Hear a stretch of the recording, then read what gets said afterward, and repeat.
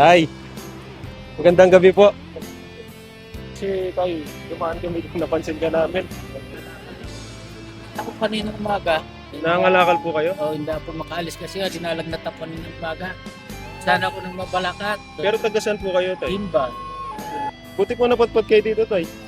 Yan ako, palagi dati na ako pupunta ng mabalakat. Ah, ngayon lang po kayo napunta rito. So, ngayon lang po ulit. Yan lang po yung dala niyo, tay. Nakabike lang kayo. Ano po yan? Parang dyan na po kayo nakatira, ganon? Ayun mga boss, madam, ito lang po yung tinitiran ni tatay ngayon. Ito. Ayan. Taga Nueva Ecija po si tatay. Ayan. Nakabike lang po siya. Tapos parang nandito na rin po yung kusina niya. Tapos dito natutulog si tatay. Ayan po. Nakabike lang po siya, mga boss, madam. 2003 pa, gumawa ng kalukuhan. Nagtatrabaho naman ako, gumagawa pala ng kalukuhan. Yung amo ko mismo naging Ilang taon na kayo? 59 na ako.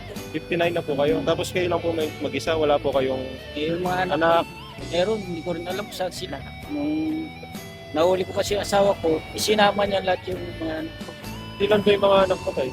Apat sila. Apat sila, malalaki na po sila. Malalaki na, 26 na yung panganay ko. To Hindi 20. po kayo tumira.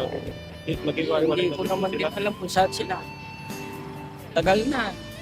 Noon, Isang araw, magkano yung kinikita niyo sa ganyan? mataas na yung 80, 100, po? ganyan. Kanina, yung pinagbintahan ko 60.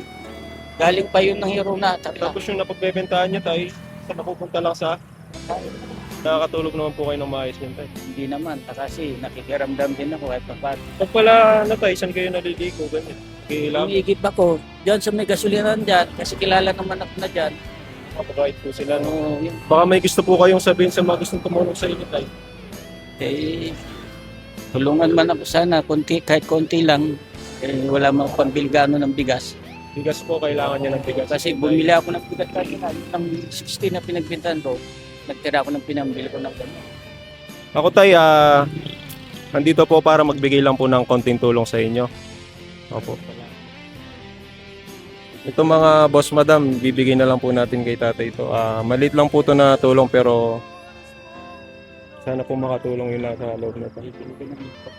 Opo. Pero kung sa mga gusto pong tumulong, gusto pong magbigay ng bigas or groceries kay tatay, kontakin nyo na lang po ako para mabigay natin kay tatay.